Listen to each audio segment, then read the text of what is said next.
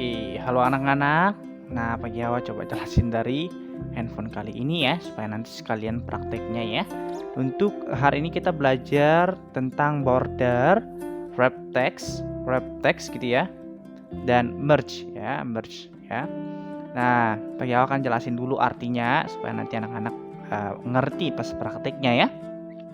Nanti sebelum sebelum penjelasan ini dan setelah penjelasan ini kamu lihat instruksi ya, supaya nanti bisa diarahin kamu ngerjain apa ya, atau tulis dulu kah, atau baca dulu kah, atau gimana supaya kamu nggak tiba-tiba bingung ya.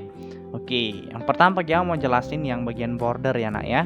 Border itu anak-anak, kalau border itu nanti lihat di website office-nya, nanti akan gambarnya seperti ini ya. Di sini coba lihat nih. Ini ya. Lurusannya kira-kira seperti ini ya. Oke, fungsinya apa? Memberikan efek garis atau batas pada sel yang aktif. Jadi membuat seperti kotak atau tabel atau batas ya. Atau batas, efek garis ya. Kemudian kalau wrap text itu pakai apa?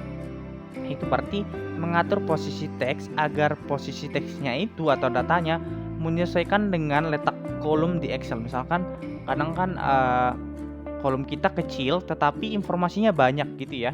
Biasanya lewat tuh dari sel kita, dari kotak sel dari Excel kita. Nah, itu makanya fungsinya wrap text ini nanti tulisannya itu akan menyesuaikan dengan kotak yang kita sediakan atau kolom yang kita sediakan ya. Kemudian yang terakhir ini ada namanya merge ya. Kalau ke bahasa Inggris namanya terjemahannya menggabungkan. Jadi menggabungkan beberapa sel ya. Jadi nanti bagi awal akan siapkan ya. Kalau align text kemarin kita udah pelajari ya, mengatur posisi datanya di dalam sel Excel itu gimana ya. Nah, di variasi border ada yang namanya, ada beberapa bagian ya di sini ya. Ada bottom border, berarti hanya di bagian bawah kotak saja atau selnya aja yang diberi batasan atau garis ya. Bagi awal akan praktekin. Kalau top berarti di bagian atas saja yang ada batasnya ya.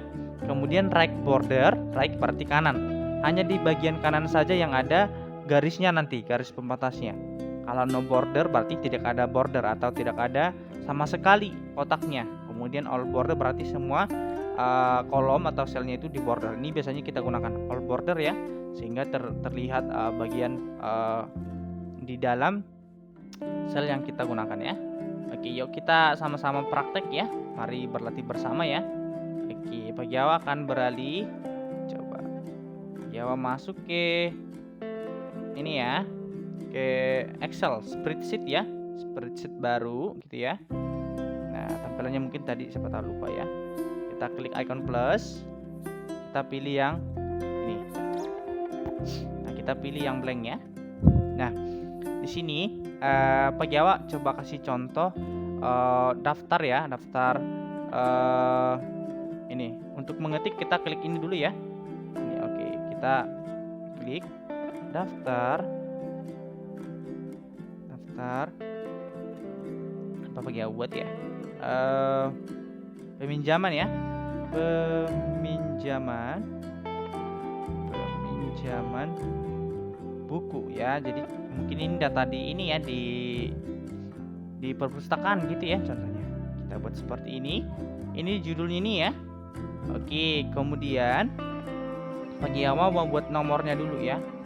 Contohnya Pak Jawa buat di bawah langsung aja ya. Nomor gitu ya. Nomor. Kemudian kita klik oke. Di sini Pak Jawa mau buat nama buku ya, atau buku aja. Kemudian, nah di buku ini Pak Jawa nanti masih butuh, bukunya kan banyak nih. Misalkan matematika contohnya, MM ya, Pak Jawa buat MM. Kemudian Pak Jawa klik dulu, kemudian di sampingnya, jadi jenis bukunya ini banyak ya. Contohnya bahasa Indonesia,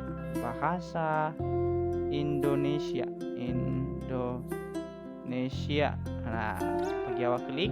Satu lagi di D ini mungkin bahasa Inggris ya. Bahasa Inggris. Nah, contohnya seperti ini ya. Kita klik oke. Nah, misalkan di sini tadi nomor ini atau nama aja deh. Ya, contohnya nama ya, ubah ya.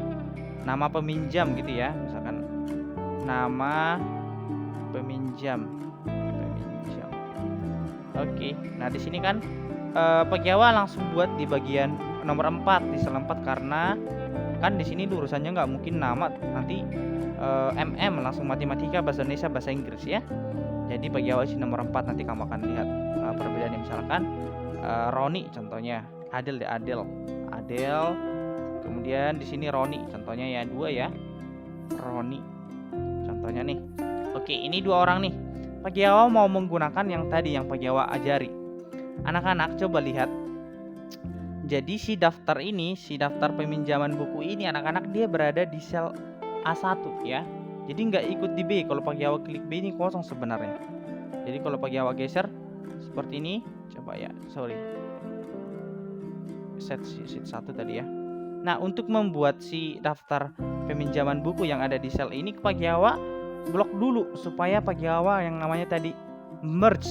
Jadi menggabungkan. Jadi si kolom A, B, C ini di baris 1 Pak Jawa mau gabungin supaya dia berada di satu sel ya. Jadi Pak Jawa blok dulu yang tadi caranya. Kita klik A1 ya. Terus nanti yang hijau ini kita tarik sampai ke C. Oke, geser dikit. Terus nanti kamu masuk ke kotak 4 ya. Terus cari yang di sini namanya merge ya. Ini kita coba lihat perubahannya. Kamu lihat ya, tadi perubahannya masih ada batasnya antara si A, B, C ya. Coba lihat sebelum Pak Jawa masih ada garis ya. Setelah Pak Jawa merge, nah coba lihat. Jadi kalau Pak Jawa buat di tengah contohnya nih, udah ada bisa ya. Mau buat warnanya sudah bisa. Contohnya ya. Oke, contohnya itu. Kemudian selanjutnya Pak Jawa ini. Nah, nama peminjam ini kan coba lihat nih. Nama peminjam ini nggak kelihatan yang lain Pak Jawa gimana dong? Itu yang fungsinya namanya yang wrap text ya, wrap text. Nah, kita coba lihat supaya dia muncul ya di dalam satu kolom itu, tapi dia muncul karena ini sedang tertutup nih. Kita yang tulis yang ini ya. Kita lihat. Coba lihat. Jadi dia menyesuaikan dengan kolomnya. Ya, tadi ini Pak Jawa sebelum ya. Pak Jawa. Nah, dia nggak kelihatan.